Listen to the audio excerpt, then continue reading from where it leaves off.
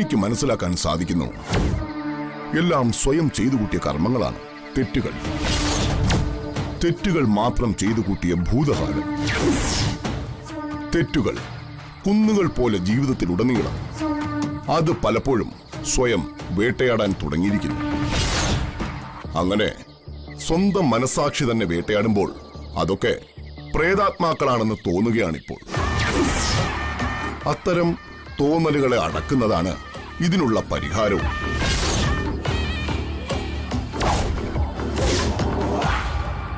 നെഞ്ചുലഞ്ഞു പ്രാർത്ഥിച്ചോളൂ, കാണേണ്ടത് തന്നെ കാണിച്ചു തരണേ എന്ന്.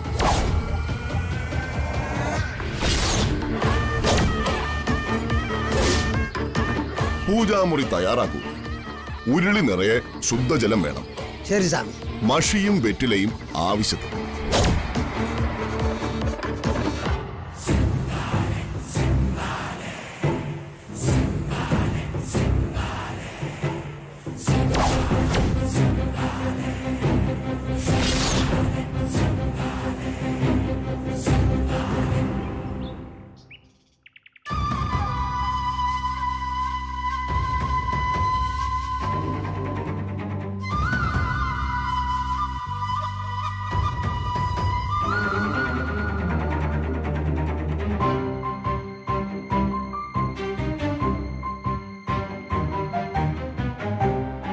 അതെ, ആ കമ്പനിയുടെ ആൾക്കാർ വീണ്ടും വീണ്ടും വിളിച്ച് ചോദിക്കുക, നമ്മൾ എപ്പോഴാ അവിടെ ചെന്ന് സംസാരിച്ച് അവർക്ക് ബഡ്ജറ്റ് കൊടുക്കുന്നെന്നാ ചോദ്യം. അത് ഞാൻ ചെയ്യുന്നില്ലെന്ന് അപ്പൊ തന്നെ പറഞ്ഞതല്ലേ സീതമ്മേ, ഇനി എന്തിനാ വെറുതെ? അഞ്ജലി, നീ ഇതെന്ത് ഭാവിച്ച് ഇങ്ങനെ സംസാരിക്കുന്നേ? ഇവിടെ ആരുടെ കയ്യിലും 1000 രൂപ തികച്ചെടുക്കാനില്ലാത്ത അവസ്ഥയാ. എന്നിട്ടാ നീ ഈ വർക്ക് എടുക്കുന്നില്ലെന്ന് പറയുന്നത്.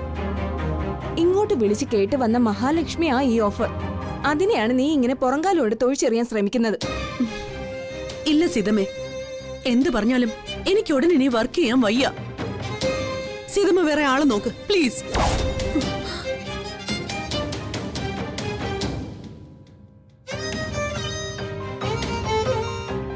എന്ത് പ്ലീസ്? എന്താ നിനക്ക് വല്ല അക്ഷയപാത്രം കിട്ടിയോ? പണ്ട് പാഞ്ചാലിക്ക് കിട്ടിയതുപോലെ ഒരു ജോലിയും ചെയ്യാതെ ജീവിക്കാൻ. അഥവാ കിട്ടിയാ തന്നെ അന്ന് അവർക്ക് ചോറും കറിയും കിട്ടിയ എല്ലാം ആവുമായിരുന്നു. ഇന്ന് അങ്ങനെ ഒരു അക്ഷയപാത്രം കിട്ടിയാലും നിനക്കോ എനിക്കോ മതിയാകില്ല. അക്ഷയപാത്രത്തിൽ നിന്നെടുത്ത് കൊച്ചിന് കോളേജിൽ ഫീസ് കൊടുക്കാൻ പറ്റില്ലല്ലോ. പുത്തൻ സാരിയും ചുരിദാറൊന്നും മേടിക്കാനും പറ്റില്ലല്ലോ. അതൊക്കെ വേണമെങ്കിൽ അവനവൻ തന്നെ പണിയെടുത്ത് പണം ഉണ്ടാക്കിയാലേ പറ്റൂ. സീതമ്മ എന്നെ കൊണ്ട് ജോലി ചെയ്യിച്ചേ അടങ്ങൂന്നാണോ? അയ്യോ, നിന്നെ കൊണ്ട് ജോലി ചെയ്യിച്ച് അടങ്ങൂന്ന് എനിക്ക് ഒരാഗ്രഹവും ഇല്ല. തൃപ്പങ്ങോട്ടെ മൂത്ത തമ്പുരാട്ടിയാക്കി സപ്രമഞ്ചത്തിൽ ഇരുത്തണമെന്നാ ആഗ്രഹവും. ആ ആഗ്രഹം നാളെ നടക്കുമായിരിക്കും. പക്ഷേ അതുവരെ ജീവിക്കണ്ടേ? ആര്യയ്ക്ക് ഫീസ് കൊടുക്കാൻ നേരത്ത് പൊട്ടിച്ചെടുക്കാൻ ഒരു കുടുക്കെങ്കിലും ഉണ്ടായിരുന്നു. ഇനി അതുമില്ല. ഏതെങ്കിലും വർക്കുകൾ ഏറ്റെടുത്താലേ ഇനി മുന്നോട്ട് പോകാൻ പറ്റൂന്നേ ഞാൻ ഉദ്ദേശിച്ചുള്ളൂ. സോറി സീതമ്മേ, നിങ്ങൾ ഇനി എന്ത് കഥ പറഞ്ഞാലും ഞാൻ ഇനി ഒരു വർക്കും ചെയ്യുന്നില്ല. നിങ്ങൾക്ക് വേണമെങ്കിൽ അവരോട് പോയി സംസാരിക്കുകയോ ബജറ്റ് കൊടുക്കുകയോ കോൺട്രാക്ട് സൈൻ ചെയ്യുകയോ ഒക്കെ ചെയ്തോ. എന്നെ കൊണ്ട് വയ്യ, അത്ര തന്നെ.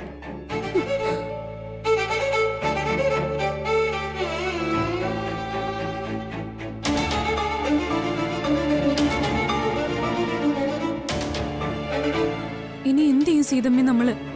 നീ വിഷമിക്കേണ്ട. ഒരു വഴി അടയുമ്പോ വേറെ 9 വഴി തുറക്കൂന്നാ പ്രമാണം. അവളെക്കാൾ കൂടുതൽ ഓണം ഉണ്ടവളാ ഈ സീതമ്മ. വഴിയുണ്ടാക്കും ഞാൻ, നീ നോക്കിക്കോ. എന്ത് വഴി അത് പറ. ബ്രഹ്മദേവനോട് പ്രാർത്ഥിച്ചിട്ട് നടന്നില്ലെങ്കിൽ കൈലാസത്ത് പോയി ശിവഭഗവാനോട് പ്രാർത്ഥിക്കണം. അവിടെ നടക്കാത്ത കാര്യമാണെങ്കിൽ വൈകുണ്ഠത്ത് പോയി വിഷ്ണു ഭഗവാനെ കണ്ട് സങ്കടം പറയണം. സീതമ്മ അങ്ങനെ അങ്ങ് ഇറങ്ങാൻ പോവാ. നീ ധൈര്യമായിട്ടിരിക്ക, ഞാനുണ്ട് കൂടെ.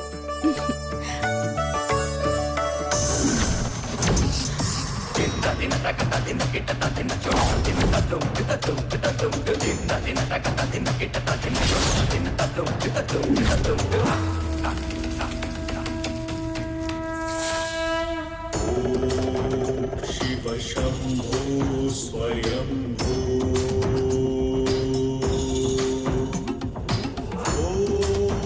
शिव शंभो स्वयंभो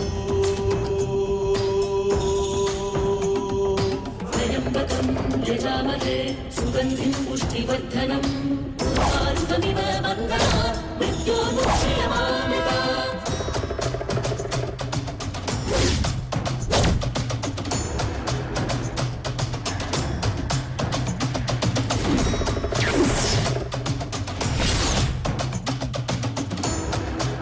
മനസ്സ് ഏകാഗ്രമാക്കി ആ ജലപാളികൾക്കുള്ളിലേക്ക് നോക്കാം.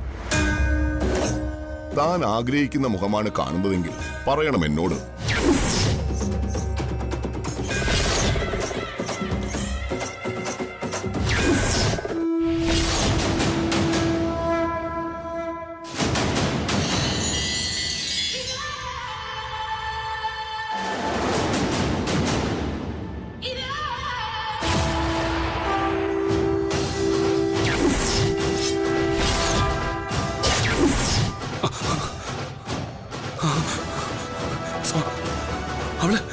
അവളെന്നെ ആക്രമിക്കാൻ വന്നു.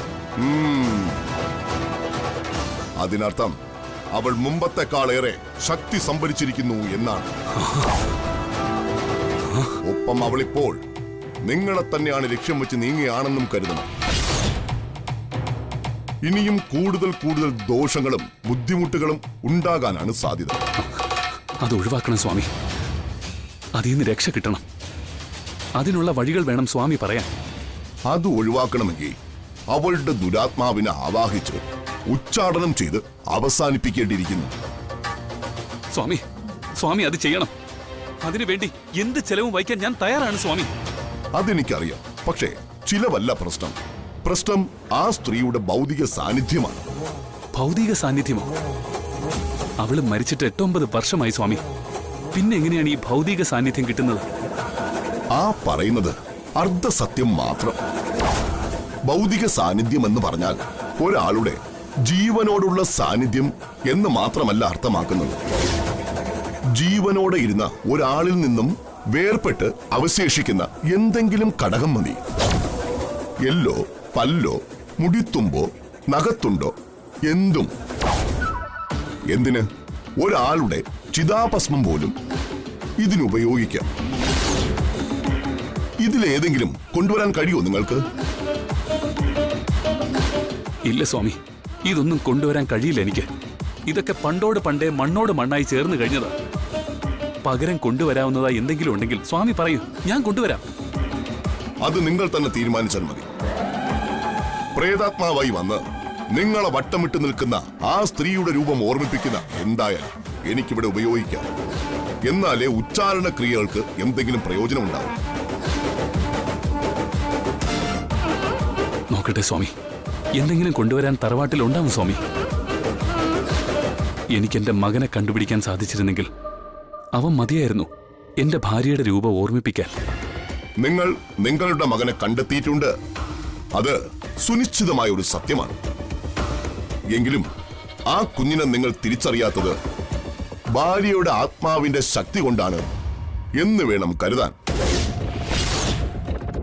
ഏതായാലും അവളെ ഉച്ചാടനം ചെയ്യുന്നതോടെ ആ പ്രതിരോധ ശക്തി നശിക്കും. അതിനുശേഷമേ നിങ്ങളുടെ മകന്റെ അടുത്തെത്താൻ നിങ്ങൾക്ക് കഴിയൂ.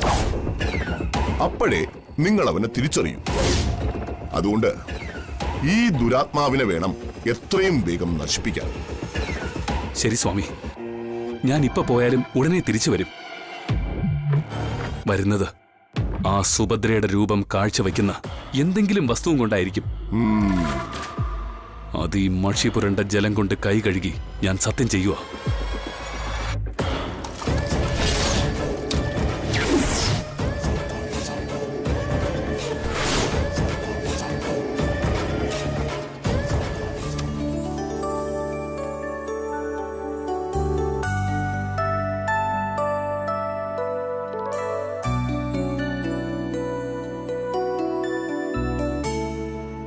പുഷ്പൻ ചേട്ടനാണല്ലോ.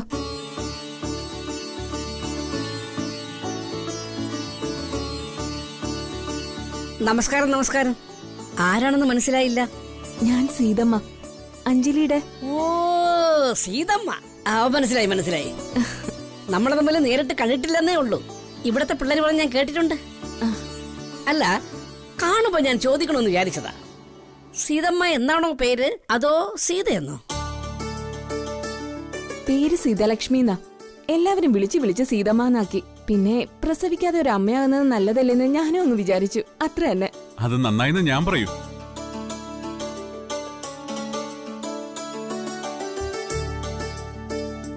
പ്രസവിച്ചില്ലെങ്കിലും മക്കൾ 5 സീതമ്മയ്ക്ക്. അഞ്ജലി, ആരതി, ആര്യ, പിന്നെ അച്ചൂട്ടൻ. അപ്പൊ അഞ്ചാമതോ? അതൊരു തുളസിയാ. എപ്പോഴും സീതമ്മയുടെ കൂടെ കാണും. അയ്യോ, അതൊരു പാവം പെണ്ണ. കുഞ്ഞുനാള് മുതലേ എന്റെ കൂടെയുണ്ട്. ശരി ശരി, സീതമ്മ അകത്തേക്ക് കയറ്. ആദ്യമായിട്ട് വീടന്വേഷിച്ച് വന്നതല്ലേ? അതെ അതെ, കേറിയിരിക്ക്. ഇവിടത്തെ സീതച്ഛൻ ഞാനാ. എന്താ കുടിക്കാൻ വേണ്ടതെന്ന് പറഞ്ഞാൽ ഇപ്പൊ കൊണ്ടുവരാം. നല്ല ചൂട്, എന്ത് തന്നാലും കുടിക്കും. എന്നാൽ പിന്നെ തണുത്ത നാരങ്ങ വെള്ളം ആയിക്കളെ. 2 മിനിറ്റ് ദാ വരുന്നു. അതെ, ഞാൻ അകത്ത് കയറുന്നില്ല. കുടിക്കാനൊന്നും വേണമെന്നുമില്ല. അത്യാവശ്യമായൊരു കാര്യം പ്രസാദ് സാറിനോട് സംസാരിക്കാനാണ് ഞാൻ വന്നത്. പറഞ്ഞാൽ ഉടനെ പോണം. എന്താ സീതമ്മേ? എന്താണ് കാരണമെന്നറിയില്ല. ആ അഞ്ജലി അവിടെ വല്ലാതെ വിഷമിച്ചിരിക്കുക. മുറിന്ന് ഇറങ്ങാത്ത അവസ്ഥ. ഒരു കാര്യവും ചെയ്യുന്നില്ല. എപ്പോഴും എന്തോ ചിന്തിച്ച് ഒരേ ഇരിപ്പ് അങ്ങ് ഇരിക്കുക. സീതമ്മൊന്നും ചോദിച്ചില്ലേ? ഞാനും അനിയത്തി കുട്ടികളും കൂടി ചോദിക്കാവുന്ന വിധത്തിലൊക്കെ ചോദിച്ചു നോക്കി. ഒന്നും പറയുന്നില്ല.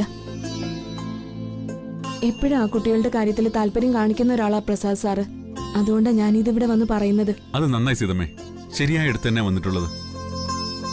ആ പെൺകുട്ടികളോട് മാത്രമല്ല, അച്ചുവിനോട് എനിക്ക് മകനോടെന്ന പോലെ വാത്സല്യമുണ്ട്. അറിയാം. ഞാനിപ്പോ പെട്ടെന്ന് ഇങ്ങോട്ട് വന്നതിൽ മറ്റൊരു കാരണം കൂടിയുണ്ട്. എനിക്ക് പരിചയമുള്ള ഒരു കമ്പനിയുടെ വർക്ക് വന്നിട്ടുണ്ട്. അവർക്ക് ഞങ്ങളുടെ കാറ്ററിങ്ങിനോട് വലിയ താല്പര്യ. നേരിട്ട് പോയി സംസാരിച്ച വർക്ക് ഉറപ്പാ. പക്ഷേ അഞ്ജലി അതിന് കൂട്ടാക്കുന്നില്ല.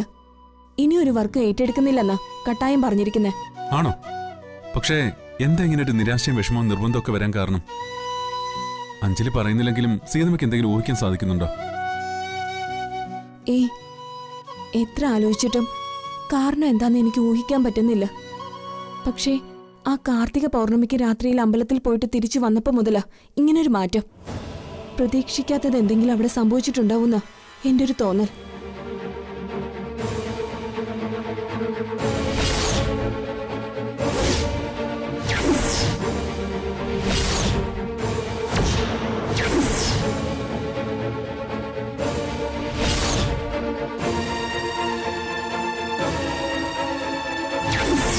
ഇന്നലെ തകർന്നു പോയ എന്റെ സ്വപ്നം എന്താണെന്ന് എന്നോട് ചോദിക്കരുത്.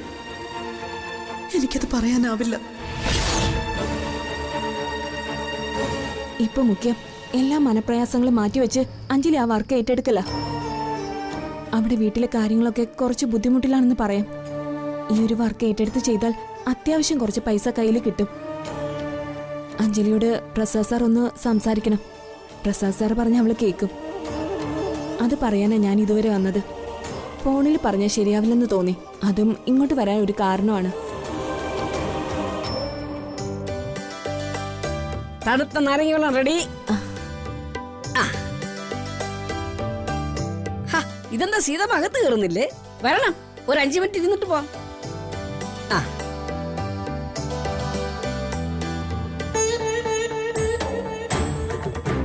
അഞ്ജലിക്ക് എന്തോ ഒരു പ്രശ്നമുണ്ട്.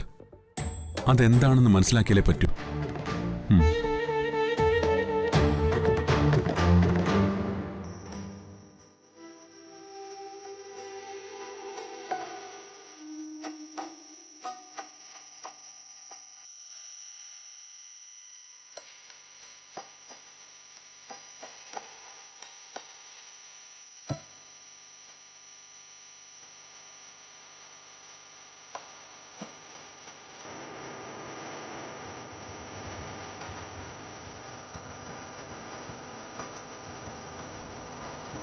ചേച്ചി, നേരം ഒരുപാടായി. ചേച്ചി വന്നേ, ആഹാരം കഴിക്കാം. അച്ചൂട്ടൻ എന്തോ കൊടുത്തു? അവൻ കഞ്ഞി കുടിച്ചിട്ട് ഉറങ്ങി. ചേച്ചി എണീറ്റ് വാ. കഞ്ഞി 1-2 കറികളേ ഉള്ളൂ, നമുക്ക് കഴിക്കാം.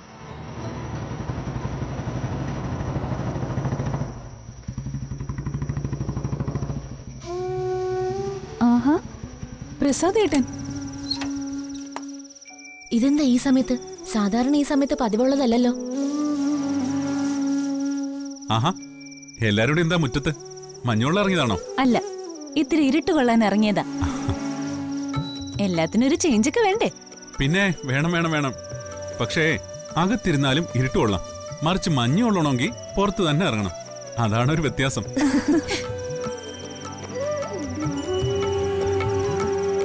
അല്ല, നമ്മുടെ അഞ്ജലിക്ക് എന്താ പറ്റിയോലുണ്ടല്ലോ? ഏതാണ്ട് ഒരു കീ കൊടുക്കാത്ത പാവയെ പോലാണല്ലോ നിപ്പ്. എന്തുപറ്റി അഞ്ജലി, വല്ല പ്രശ്നമുണ്ടോ? ഏയ് ഒന്നുമില്ല പ്രസാദേട്ടാ. ഓ, ഒന്നുമില്ലെങ്കിൽ ഒരുപാട് നല്ലത്. ഞാനേ രാവിലെ ഇറങ്ങിയതാ, കുറേ അലഞ്ഞു. ഉച്ചയ്ക്ക് ഊണ് പോലും കഴിക്കാൻ പറ്റിയില്ല. കുറേ നേരമായി, നല്ല വിശപ്പുണ്ട്. അല്ല, നിങ്ങളൊക്കെ അത്താഴം കഴിച്ചാണോ? ഇല്ല പ്രസാദേട്ടാ, ആരും കഴിച്ചിട്ടില്ല. വലിയേച്ചി ഇവിടെ ഇനി ഇരുന്നപ്പോ ഞങ്ങൾ വന്ന് കഴിക്കാൻ വിളിക്കായിരുന്നു. ഓ, അത് ശരി. അപ്പൊ ഞാൻ വന്നത് ശരിയായ സമയത്താ. വാഞ്ജലി, നമുക്ക് ഒരുമിച്ച് ആഹാരം കഴിക്കാം. അല്ല, പ്രസാദേട്ടൻ ഇപ്പൊ ഇവിടുന്ന് ആഹാരം കഴിക്കാൻ പോവാണോ? അതെ, എന്താ കുഴപ്പമുണ്ടോ? അടുക്കളയിൽ ചോറും കറിയൊക്കെ നിറഞ്ഞിരുന്നാലേ അതിഥി ദേവനാണെന്ന് പറയും. മറിച്ച് ആഹാരത്തിന് എന്തെങ്കിലും കുറവുണ്ടെങ്കിൽ അതിഥി അസുരനാണെന്ന് പറയുന്ന ഉറപ്പാണ്. ഞാനിപ്പോ അസുരനാണോ അതോ ദേവനാണോന്ന് പറഞ്ഞാൽ മതി. അതല്ല പ്രസാദേട്ടാ, അച്ചൂട്ടൻ ഇന്ന് രാത്രി കഞ്ഞി വേണമെന്ന് നിർബന്ധം പിടിച്ചു. അങ്ങനെ അത്താഴത്തിനിന്ന് എല്ലാവർക്കും കഞ്ഞിയാ. പ്രസാദേട്ടൻ അത് ഇഷ്ടാവൂന്നറിയാതെ. അയ്യോ, എനിക്കിപ്പോ വല്ലതും കടിച്ചു പറിച്ചു നിന്നാണുള്ള വിശപ്പാ. കഞ്ഞി വേണ്ട, തൽക്കാലം ഒരു ചായ എന്നാ മതി. ദോശ ഉണ്ടാക്കാം. ദോശമാവരിപ്പുണ്ട് ഇവിടെ. അയ്യോ, അതൊന്നും വേണ്ടെന്നേ, ഒരു ചായ മാത്രം മതി. Thank you very much.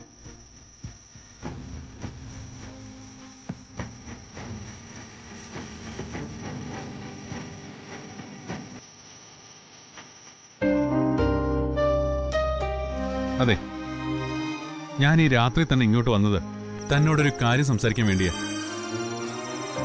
ഏതോ ഒരു കമ്പനിയുടെ സെലിബ്രേഷനുമായി ബന്ധപ്പെട്ട് തനിക്കൊരു കാറ്ററിംഗ് കോൺട്രാക്ട് വന്നിട്ടുണ്ടെന്ന് കേട്ടു.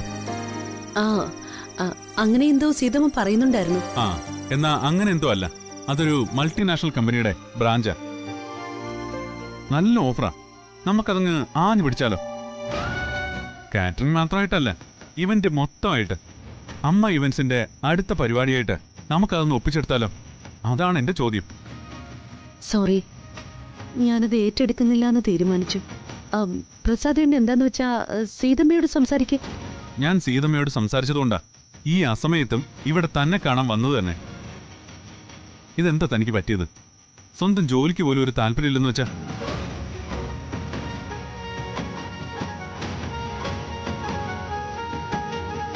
എനിക്ക് വ്യക്തിപരമായി കുറെ പ്രശ്നങ്ങളുണ്ട് പ്രസാദേട്ടാ.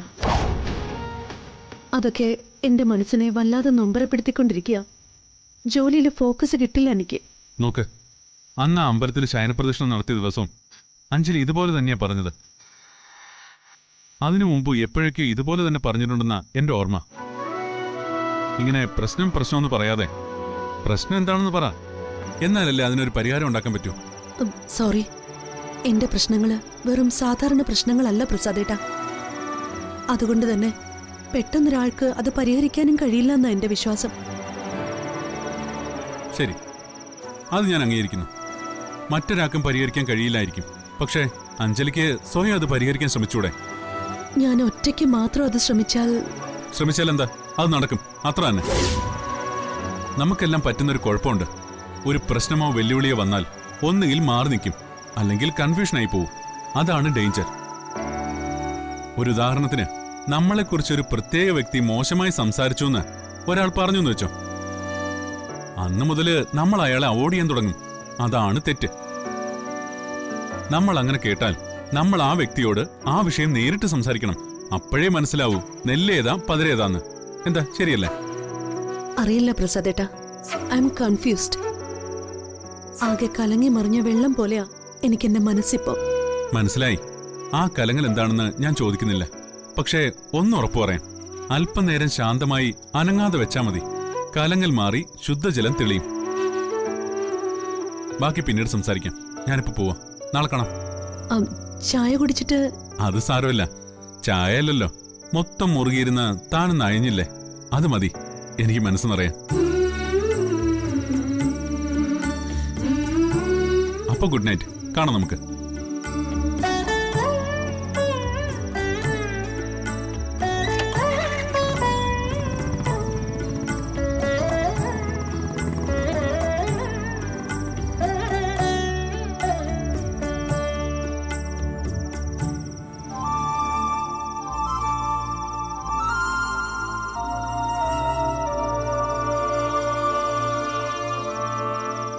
പോയോ?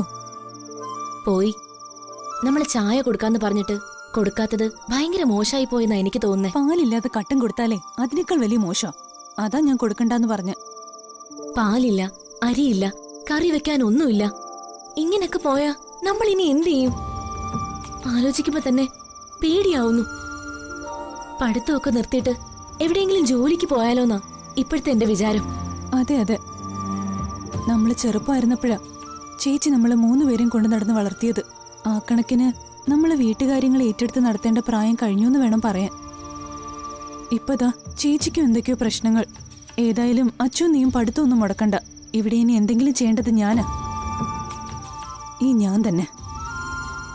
നീ പോയി ചേച്ചിയെ വിളിക്ക.